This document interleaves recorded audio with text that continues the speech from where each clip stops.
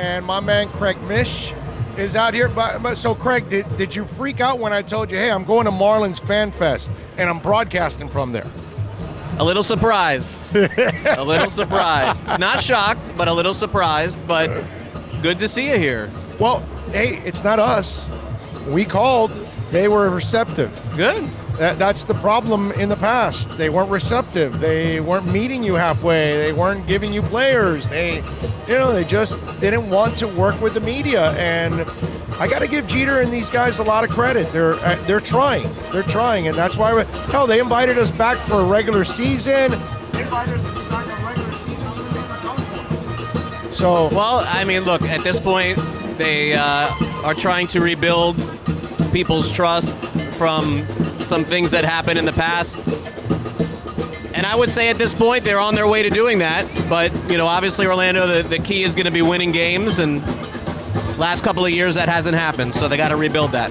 Yeah, they definitely got to we'll get you an extension now for a second, get you some headsets, because we got the band here in front of us making a lot of noise. I think it's a sign they don't want me on the air. Oh, please, give me a break. So when you talk about this team and the pitching, okay, how loaded are they with their young pitching? Well, they definitely have one of the more up-and-coming rotations in the big leagues because of some of the players that they have in the minors. I think at the major league level, they probably have a handful of what I would call number 2 or number 3 starters. They have potential aces in the minor leagues, but they're going to have to develop them, and they're going to have to pitch like aces in order to get there.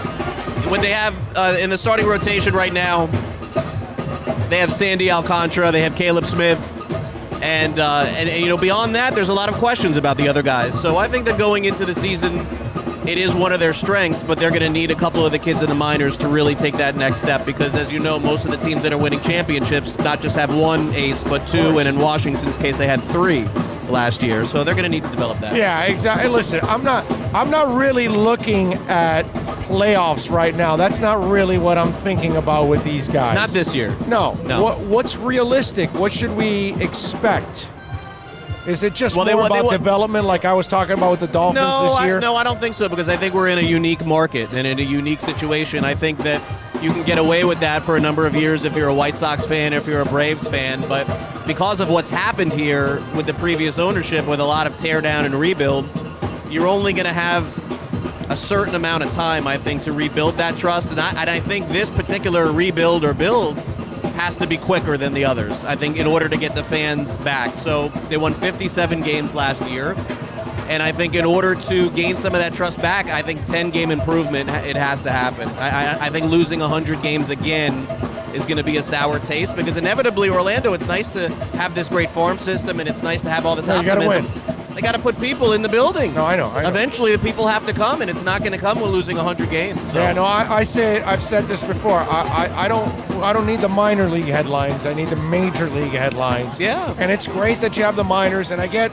that we can't get to one stage without the other. You got to rebuild the minors.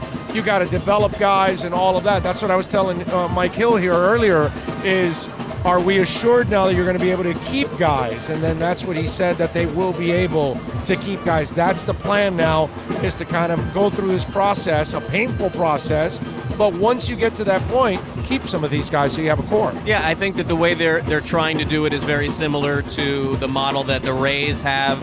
I think the Diamondbacks is probably the best example of a way that they could make this happen. The Diamondbacks and I think Miami are in 2 very transient markets that don't have a strong fan base, markets that only have a 20-year fan base. And so from Miami's perspective, the positive is that I think that what they'll attempt to do is build through youth and extend a lot of those young kids, very similar to what Atlanta did with Acuna and Ozzie Albies. They gave them each $100 million or $50 million. They now have them under control for Acuna's case, almost, I think, 10 years, and Ozzie Albies' case, 6 or 7 years. That's the good news. The bad news is that the market's never going to support a $200 or $300 million player, I don't think. So the idea that they would go out and sign Francisco Lindor or Mookie Betts or Bryce Harper or Manny Machado, I don't think it's ever going to happen. I think they're going to have to find ways to get creative financially and not saddle themselves with these Stanton-type contracts. Orlando, I Royals. They got to be the Royals to win a championship. Is that what you're saying? Or maybe even Houston to a degree. I think. No, but Houston goes and spends on Zach, and then they spend on. But it's not the way that they built. Verlander. But it's not the way that they built. They traded for Verlander. They traded for Greinke. Yeah, but you have to pay for Arizona ate money on Greinke too. Like, that's the way that it has to be done. They have to get creative with it. I wouldn't rule out them. I'll give you a perfect example. If you said to me, in the finances, who is the player that you think that ends up making the most money as a Marlin? You know? Like, who is the one that they would make a financial commitment to? And the answer is a guy that nobody knows yet. It's J.J. Bleday. Let's use him as an example. He's walking First around. round pick. Top 5 overall. If Bleday gets himself to a point where they foresee, wow, we have somebody here, we have a future all-star, before he even hits free agency, I have no doubt that they'll try to make a massive commitment to him. Massive, meaning 80, 90, 100 million, maybe even before the guy ever plays a game. That's the only way that's going to happen. Other than that, I don't see them making a $200, $300 million commitment to anyone. Don't think it exists. Okay, that makes a lot of sense to me. Now, in a way, now you're asking a lot for a franchise to be able to develop everything from within. Of course, there's going to be failures along the way. That's why I brought up Kansas City, because they kind of did that. They developed it pretty much from within, and then they lost them all because they couldn't re-sign that team. Of course, and in Miami's point of view too, what people need to understand, and I'm positive overall, but I think that the blanket assessment for some people is they have all of these prospects and they have all of this pitching and they have all of these guys coming up. Someone is not going to work out. Yeah, of course. Like this is baseball, and what happens is that some players work, some players don't. You have to hit on more than you miss. Houston, as a good example, they drafted a first-round pick, Brady Aiken, years ago, never played a game in the major leagues, ended up retiring. And I know that's a hard pill to swallow for some people, but prospects are what they are. Not everybody works out. To this point, it's safe to say they traded for the Milwaukee Brewers' #1 prospect in their entire organization in Lewis Brinson, and to date, that has not worked out. Yeah, I know. Unfortunately, he has not been able. So that's why we're hoping Jazz Chisholm, who was traded for Gallen, we'll see if he can actually come through. So let me ask you, outside the Marlins thing, what'd you think of Jared Diamond's article on the Astros in the Wall Street Journal? It's just more fuel for their fire, I guess. Look, I mean, it's hard for me to say. I don't cover the team, so I'm not around to see what's happening, but it doesn't seem like there's a lot of transparency with it. It doesn't seem like we're really getting enough answers on it. But this is why everyone is, calling for the guillotine around baseball, for these guys to be banned and them to be suspended. And, part of me says, everybody deserves a second chance, because I really do believe that. I think that everybody that messes up, but, they're just not being forthcoming enough to give them that second chance. Right. It's very Pete Rose. It would be nice. It would be nice to see in spring training next week, soon, coming up soon, the players just basically say, hey, look, we screwed up, we made this mistake, but it's just not where we live. It's not the world that we live in these days, and so I don't think that that's coming. But that's because their lawyers are telling them, don't say it, don't say it, don't say it. Don't say it. What worse can happen to a player at this point if they apologize and say we weren't doing things the right way and we're committed now in the future to do the things the right way? What would stop that? I don't know. What would happen?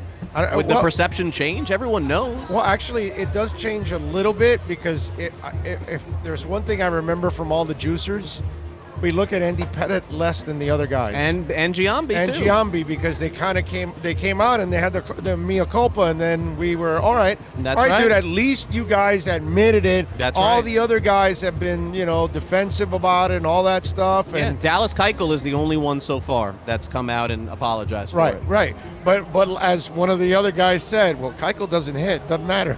He doesn't, but at least let's give this guy some credit. I mean, he's the only one to even speak up and say anything. And by the way, at a White Sox fan fest too. Yeah, but he doesn't gain from it like the other guys.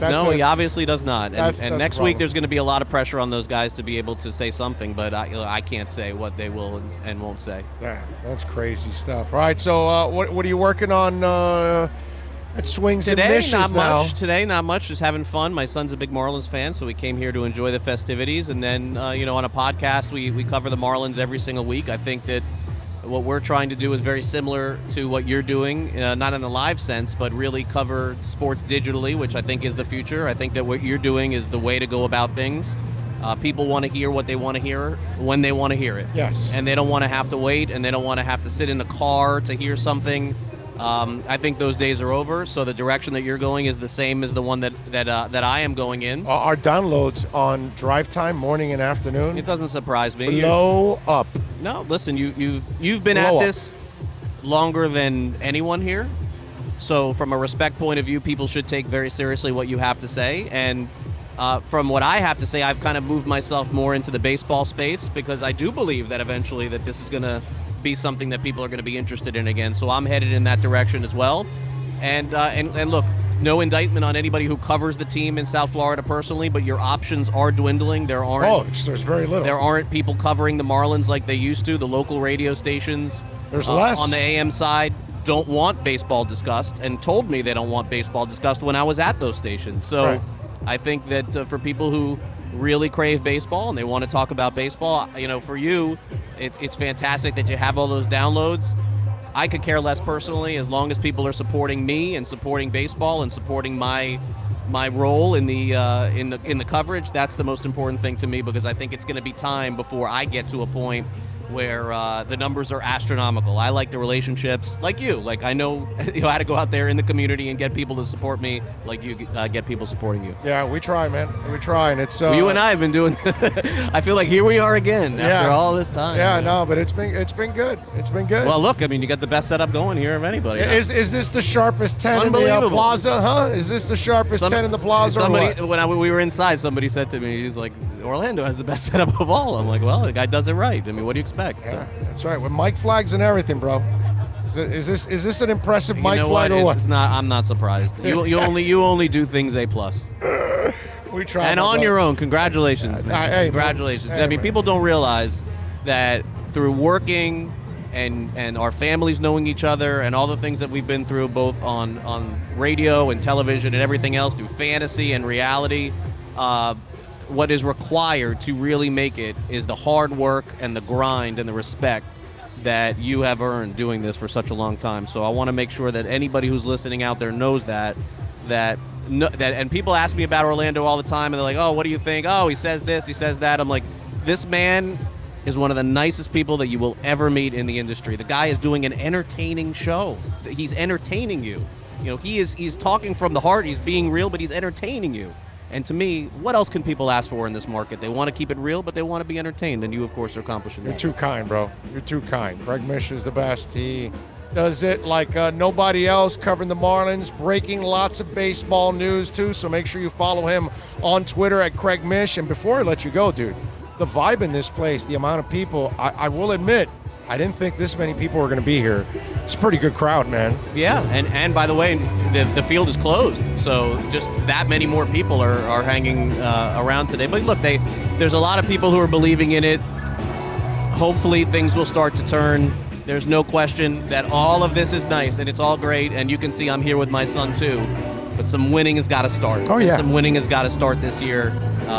57 wins. That we got to see some improvement this year to keep that vibe going. We got to see that. Yeah, no doubt about it. Craig, as always, tell them about Swings and Mishes, by the way. You can download it anywhere you hear a podcast, specifically iTunes, Android, everywhere else, swingsandmishes.com. Very proud that last year we started our own website. We also hired a team to work on that website. I'm able to pay them all. Very proud of that as well. This is not freewheeling people writing and not getting paid. Listen, it ain't making anybody rich. Hey, we have 2 producers on this show now of promotions, and we have a salesperson. But I'm with you. I know what it's like. I'm most proud of that than anything else. Me too. Because I want to make sure that people that work get paid. That's the one. Amen to that, bro. Problematic thing. In this I industry. tell Bill that all the time. Hey, it's nice, right? You got a job that actually pays you. Yeah, yes. We got to pay the people. So I'm very proud of all the people we have working on the website. They're doing stories now. We're going to probably do more of that this year because there's not really a lot of places to catch game stories. MLB.com does a great job, but beyond that, the local papers and stations aren't covering it. So we're gonna try and step it up a little bit more based on the budget we have. Hey, we're here. Where's 560 and 790? It's unbelievable, man. They're not here, right? Yeah, well, that's why I'm not here. That's why I'm not doing any work with them. You can't call yourself a sports station. You're not here. You know what I'm saying? So the boss doesn't want to talk about the boss tells you don't talk about baseball. What do you exactly. Oh man, tell me about it. No baseball. Told me that. No soccer. No hockey. They just They want you to stay away from everything except football and basketball, and don't take any calls either. That's the main thing. Yes, they don't even care about the listeners. I was told don't talk about baseball. Don't talk about fantasy sports. Oh, yeah, another one. And gambling is never going to work in the United States of America. Right. It's never going to be legal in the United States. We don't want to hear anything about crazy that. Stuff. How did that work out? Crazy stuff. All right, Mish Meister, thank you, my brother. You're the best. All right, thanks for having me. Thank you, man. Enjoy. Anytime. You got it. There you go. The great Craig Mish, baby, joining us here on the program. We love it. All right, let's do this.